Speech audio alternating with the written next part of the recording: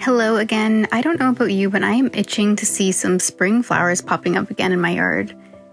As I film this, there are still 40 days left until the official start of spring, so in the meantime, I'm going to walk you through how to draw 6 different spring blooms: Daffodil, Lily, Snowdrop, Primrose, Zinnia, and finally Tulips. To get started, you'll need a pencil, a good quality eraser like this kneadable one, and a fine line black pen. I'm using a Sakura of America Micron in size 03. I'm going to divide my page up into 6 different sections so I keep my flowers evenly spaced on the page.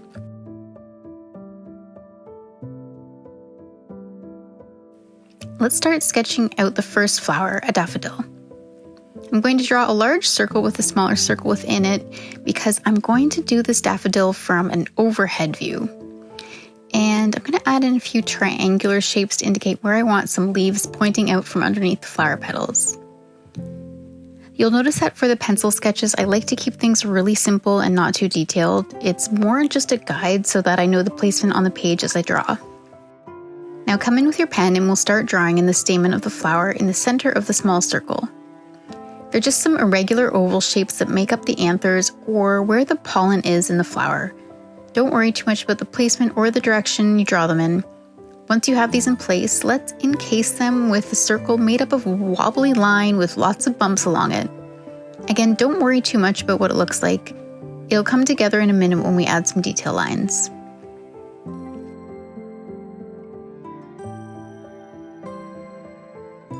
Now let's start outlining the petal shapes with a curved line that comes together in a point at the center top and bows out around the middle of each petal.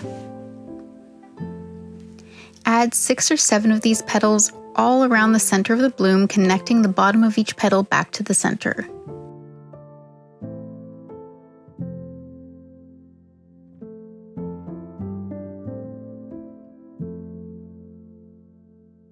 Now you can outline your leaf shapes, and once you have those done, we could start adding in some really simple detail lines to start bringing this flower to life. I'm going to start by adding some quick lines, mostly concentrated toward the base of each petal, around where it meets the center. This will help add the illusion of a shadow underneath the center and help to give the petals a bit of a curved shape. You can add a few broken lines up the length of each petal as well, but just try to keep the majority of your lines toward the center.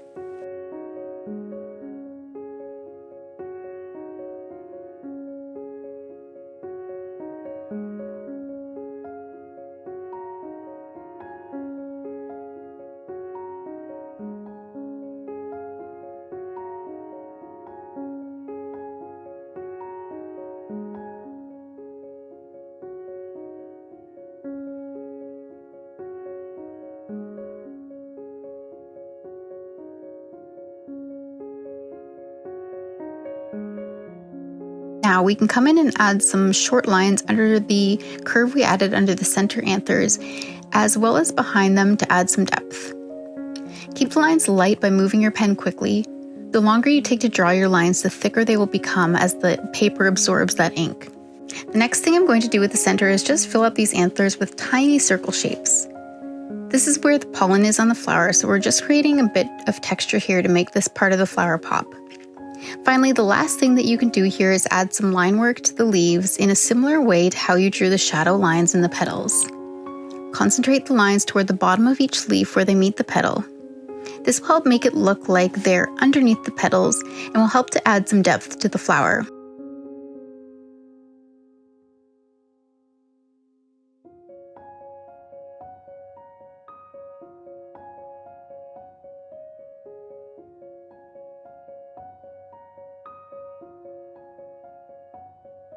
The last thing we'll do here is erase the pencil lines with your kneadable eraser.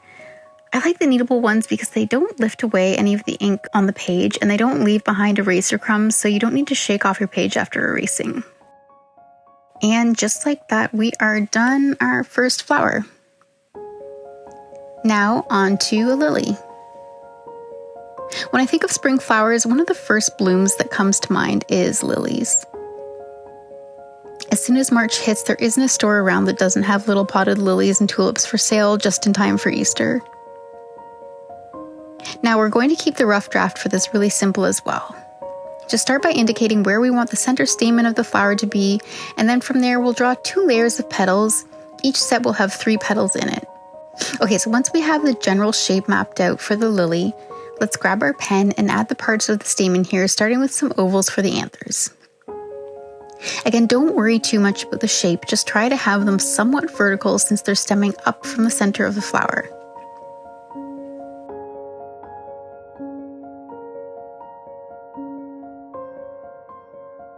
Next, let's outline the first petal, which is on an angle facing us. An easy way to draw this petal is by drawing an almost heart shape.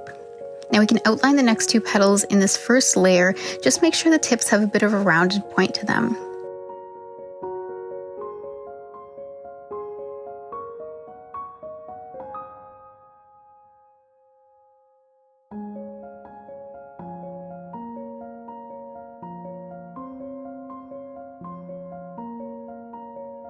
So the first layer of petals is in place, so let's come in and draw the second layer of 3 petals. Just create a curved V shape with a rounded tip in the gaps we need to fill in here.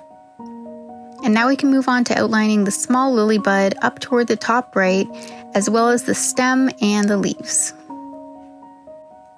You'll notice that I just added 2 leaves toward the base of the bud that extend outwards and outlined where the petals are in that bud as well.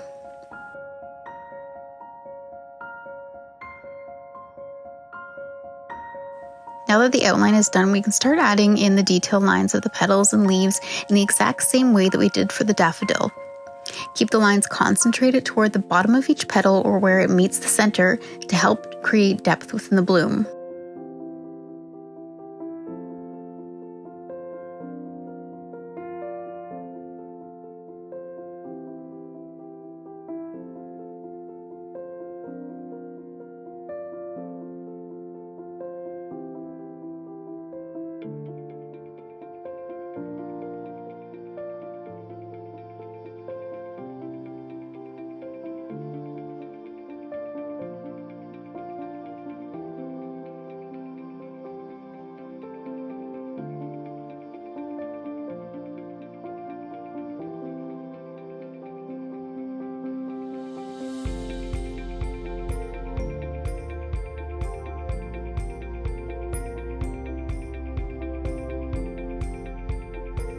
The last thing we need to do for the lily is erase the pencil lines, and then we're done our second spring flower.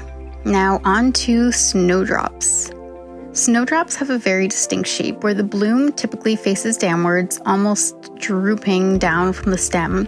So I'm starting off here with 2 cane shapes that the blooms will hang from. Lightly sketch out where the petals will go and then add in a rough shape in the back behind the blooms for the leaves. Snowdrop leaves are quite long and narrow, so they can span the full length of the stem. Now let's start drawing the flowers. I'm starting with a little upside down cup shape, which is the part of the bloom where the petals grow from and attaches to the stem. Just draw an upside down U shape, and from here we can add some petals.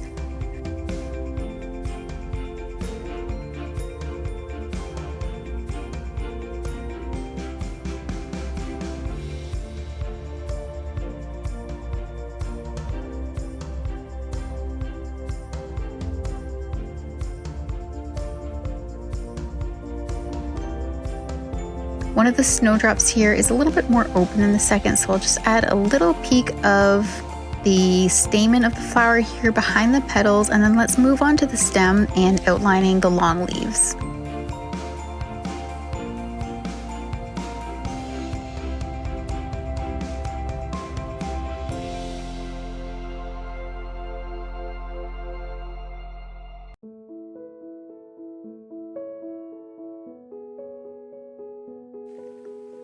You'll notice that I'm adding a bit of a curved, almost S-shaped line to one of the leaves here.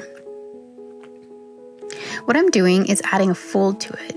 You'll notice this more once we add the line work in the next step. You don't have to do this, but As you draw more, you'll start to see different ways that you can elevate your drawings by adding different curves and folds to your petals and leaves. This just helps things to feel a little bit more lifelike. The outline is done now, so we can start adding in some detail lines. Just like with the first two blooms we drew, keep the lines centered toward the base of the petals and anywhere you want to create the look of a shadow within the piece. You'll see here that the lines in the petals are close to where it connects to the stem, as well as anywhere the petals are overlapping one another to create some depth. The leaves will fill in a really simple way with just some straight broken lines running along the length of the leaf in line with the outer edges. Notice that I'm leaving some spots with no lines at all. This is because I'm trying to create the illusion that there's light hitting those areas.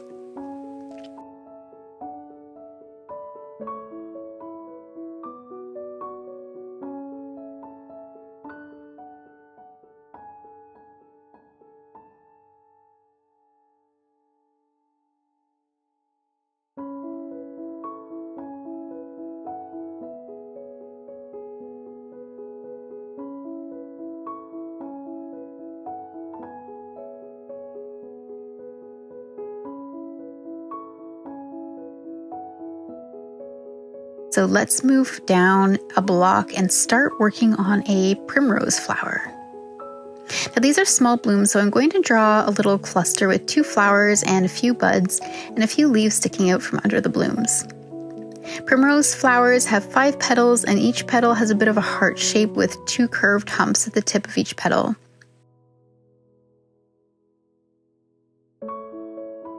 We've got the basic outline in place, so grab your pen and start drawing a circle in the center of each bloom. Next, come in and add 4 little curved lines inside the circle. Now let's just continue working on the rest of the outline, starting with the petals. You can add some dips or folds of the petals if you want, or just keep with the really straightforward heart-shaped petal. You'll notice that most of my petals aren't connecting exactly back to the stamen. This is intentional. The petals are actually connected, and right toward the center of the flower, they sort of lift up a bit and then dip down toward that center. So once we start adding the detail lines, you'll notice this a bit more.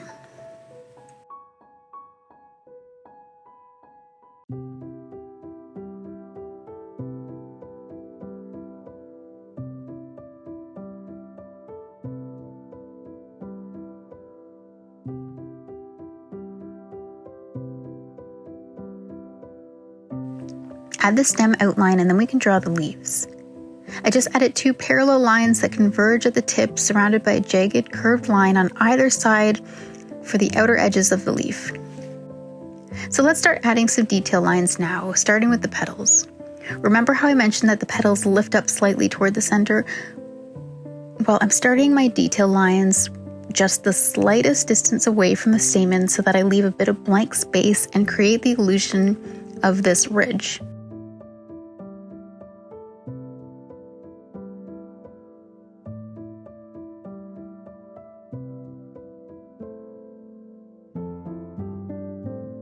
Keep the lines concentrated toward the bottom of each petal, just like with the previous flowers, and keep working around until all of the petal shapes have some line work on them.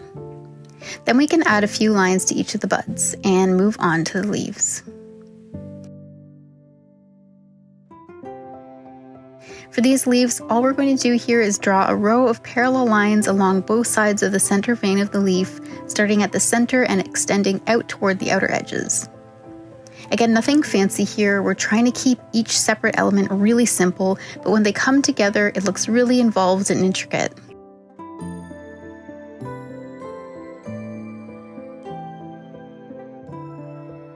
Breaking down the steps of drawing flowers like this makes the whole process so much easier. Draft, outline, detail lines.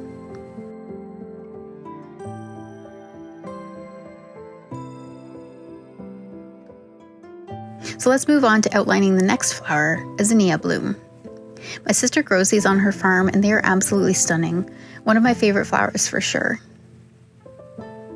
In the nicer weather, I'll have to go and pluck some from her garden and do a more detailed tutorial, but for now, let's start drawing the center of the Zinnia with our pen. Zinnias have this really unique center that looks almost like it's comprised of a bunch of teeny tiny little flowers in a circle around the stamen. So what I'm going to draw here is these little 5 or 6 petal mini flowers all around the center circle that I drew in the draft. Don't worry about the spacing or having these little mini blooms shaped perfectly. Just try to fill in the entire outline, and then we'll start adding the rest of the details to the stamen.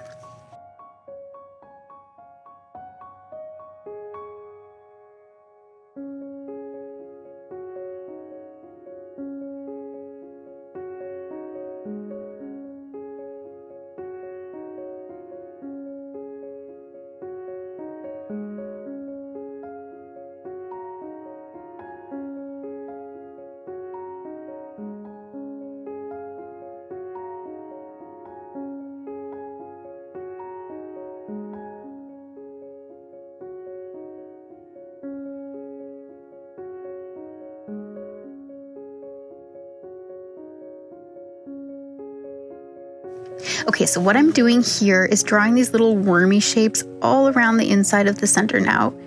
I'm just layering them around to fill in all of the white space. I'll zoom in a bit so you can have a better look at what I'm doing.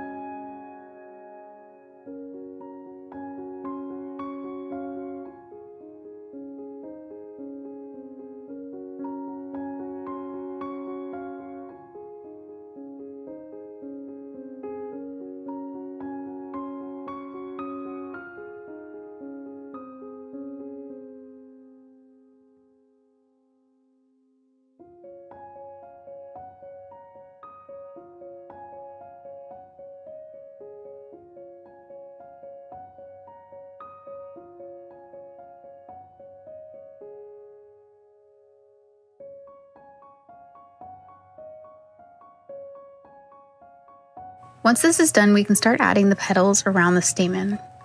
I'm going to draw 1 row of petals and then come back in behind them and add a second layer of petals peeking out from behind them. You can add some dips and ridges to the petals if you want. They don't have to be perfectly smooth. You'll never find them looking perfectly smooth in nature.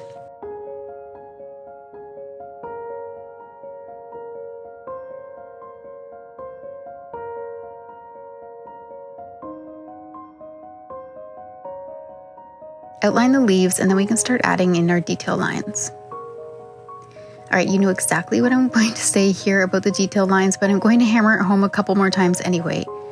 Keep your lines light and concentrate the bulk of them toward the bottom or base of each petal where it connects back to the center of the flower to help create depth within the bloom. I'll add most of my lines at the base of the petals and a few broken lines up the length of each petal as well to add a bit of shape here.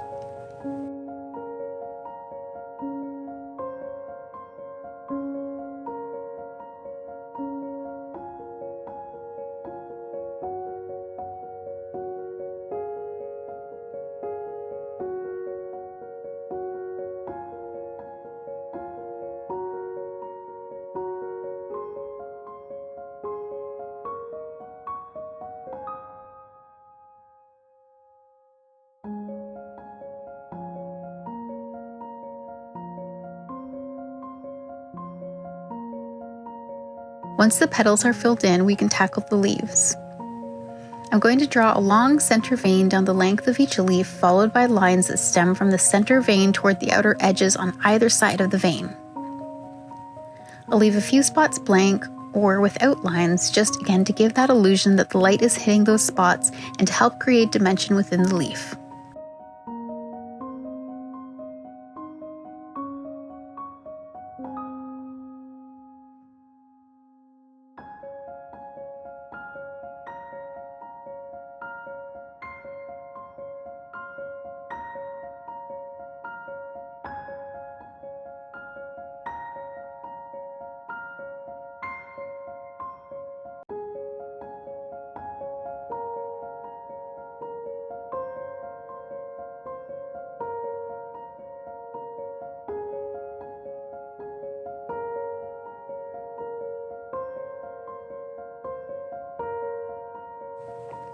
And then the last thing that we have to do here is, you guessed it, erase the pencil lines.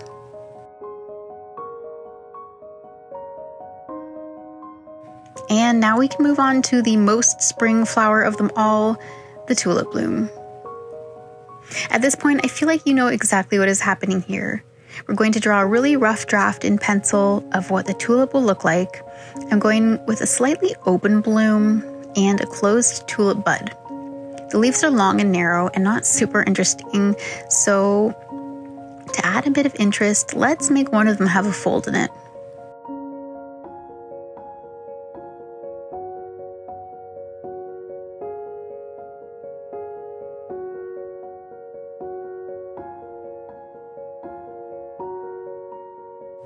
I realized I made my pencil lines a bit darker than I'd like, so I'm just going to dab away some of the pencil with my kneadable eraser and then grab my pen and start outlining the anthers, which again is where the pollen comes from in the flower.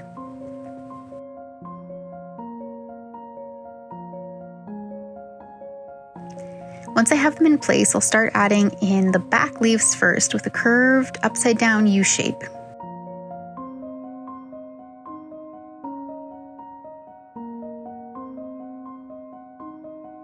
The petal at the front bottom of the tulip is almost like a wide U shape with a curved line closing the top.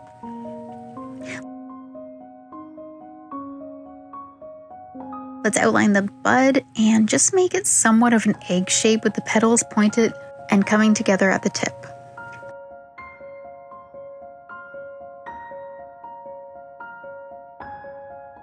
And then we can finally trace out our leaves.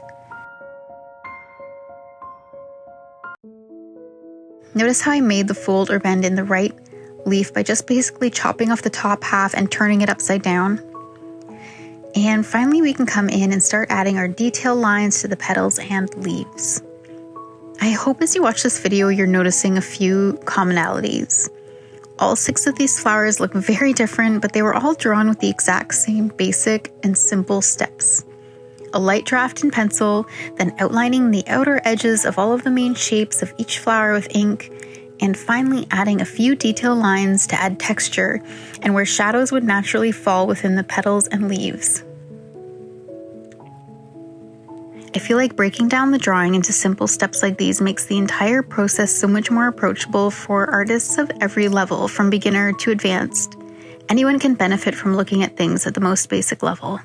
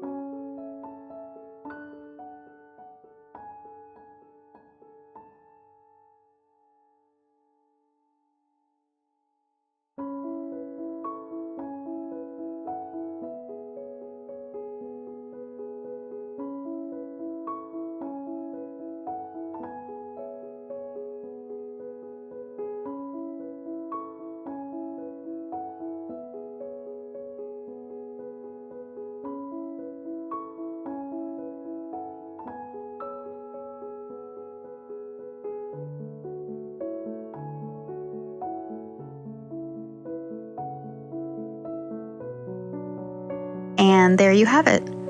All 6 of our spring blooms patiently waiting for spring to actually arrive. I hope you enjoyed following along with this video, and if you're feeling extra generous with your time, please consider subscribing if you aren't already subscribed, or leave me a comment. I love reading through all of your ideas and input. Thanks again for spending your time with me. Until next time, bye-bye.